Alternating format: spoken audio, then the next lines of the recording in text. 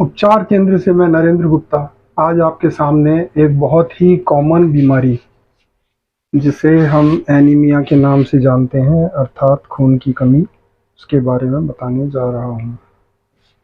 सबसे पहले हम बात करते हैं एनीमिया के कारण पर। इसका सबसे बड़ा कारण होता है हमारे अपने खान पान पर सही ध्यान न देना। सही ध्यान न देने के अंदर सबसे बड़ी चीज़ ये है कि हम टाइम पर खाना नहीं खाते हैं। जब भूख लग रही होती है तब उसे काफ़ी टाइम तक टालते रहते हैं, खाना खाने को टालते रहते हैं। जो खाना हमारे शरीर में टाइम पर जाकर पाचन होकर के जो पदार्थ हमारे शरीर को मिलने चाहिए वो उतनी मात्रा में नहीं मिल पाते जितनी मात्रा में सही टाइम पर भूख लगने पर पाचन होने पर मिल पाते हैं। दूसरा कारण है कि हम हमारे भोजन में उन सभी चीज़ों को शामिल नहीं करते जो शरीर के लिए आवश्यक है और किन्हीं लिमिटेड आइटम्स को अपने खाने में शामिल करते हैं।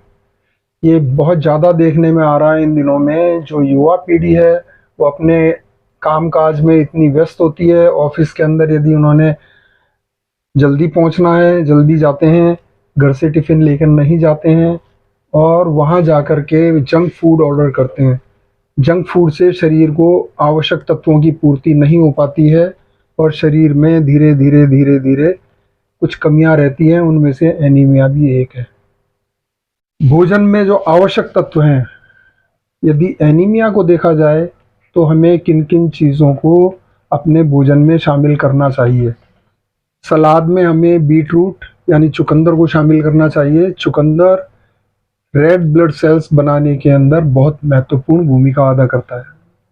चुकंदर के बारे में एक बात यह ध्यान देने की है कि गर्मियों में इसका यूज़ कम करना चाहिए क्योंकि इसकी तासीर गर्म होती है और ज़्यादा गर्म तासीर होने के कारण इसके साइड इफ़ेक्ट झेलने पड़ सकते हैं। हमें जल्दी पसीना आ सकता है, कम श्रम करने पर ज़्यादा पसीना आ सकता है, गर्मी ज़्यादा लग सकती है, डाइजेशन में थोड़ी प्रॉब्लम रह सकती है, इस तरीके की प्रॉब्लम हो सकती हैं। चुकंदर का यदि एक टुकड़ा लें तो एक नींबू का जो टुकड़ा होता है करीब 20 ग्राम एक बार में उतना ही लेना चाहिए प्रतिदिन।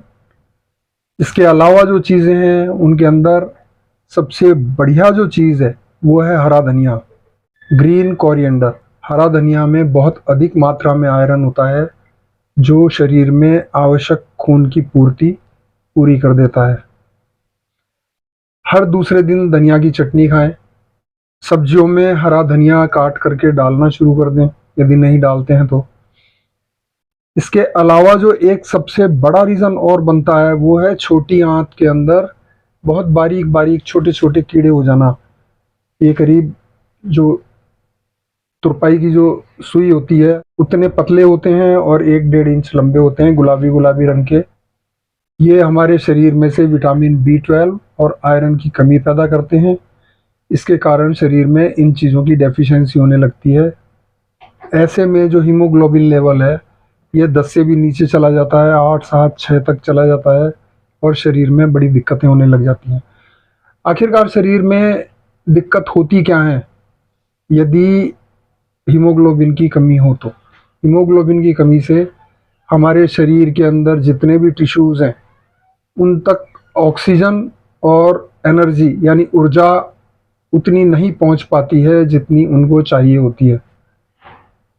जितनी ऑक्सीजन हमारे शरीर में हम फेफड़ों द्वारा लेते हैं उनमें से बहुत अधिक मात्रा के अंदर आँखों और दिमाग द्वारा यूज़ की जाती है। यह लगभग 80% होती है। बाकी 20% में हमारे पूरे शरीर को पूर्ति की जाती है ऑक्सीजन की। यदि हमारे शरीर में हीमोग्लोबिन कम हो जाएगा तो रक्त कणों द्वारा जो ऑक्सीजन लेकर के विभिन्न कोशिकाओं तक पहुंचाई जा रही होती है वह अपर्याप्त हो जाएगी क्योंकि हीमोग्लोबिन की कमी है। हीमोग्लोबिन यदि पर्याप्त मात्रा में होगा तो ऑक्सीजन उतनी ही ज़्यादा मात्रा में अंगों तक पहुंचेगी। यदि हार्ट को ऑक्सीजन पर्याप्त मात्रा में नहीं पहुंचेगी तो हार्ट के फंक्शंस में दिक्कत आने लगेगी। थोड़ी दूरी पर चलते ही हमें सांस भरने लगेगा, पसीना आ सकता है, थकान रहने लग सकती है, सुस्ती बनी रह सकती है। यदि इस तरह के लक्षण शरीर में आते हैं तो हमें बहुत जल्दी इनकी तरफ ध्यान दे करके इन्हें ठीक करना चाहिए। अब आते हैं हरा धनिया के बाद में हरी सब्जियां जितनी होती हैं, जैसे पालक है, पुदीना बहुत अच्छी चीज़ है, बथुआ, चौलाई, मेथी। जब जब जिस जिस सीज़न में ये हरी सब्जियां आती हैं, हर दूसरे या तीसरे दिन एक बार ये सब्जियां अपने खाने में ज़रूर शामिल करनी चाहिए। सुबह सूर्योदय के समय घूमना चाहिए। उस समय वातावरण में काफ़ी अच्छी मात्रा में ऑक्सीजन होता है। जब हम घूमते हैं, तेज चलते हैं, तो उस टाइम पर हमारे फेफड़े ऑक्सीजन बहुत मात्रा में सोखते हैं और यह रक्त में मिल करके शरीर के अंगों तक पहुंचती है। इसीलिए जब घूमते हैं उसके बाद हमें तरावट यानी बहुत अच्छा फीलिंग होती है। इसी तरह से शाम को भी खाना खाने के आधे घंटे बाद थोड़ी देर के लिए घूमना चाहिए। सुबह का घूमना आधा घंटे से 40 मिनट तक सीमित करें और शाम का 15 से 20 मिनट तक। यदि आपके मन में कोई संशय और हो या कुछ और पूछना चाहते हो तो कृपया नीचे कमेंट बॉक्स में लिखें।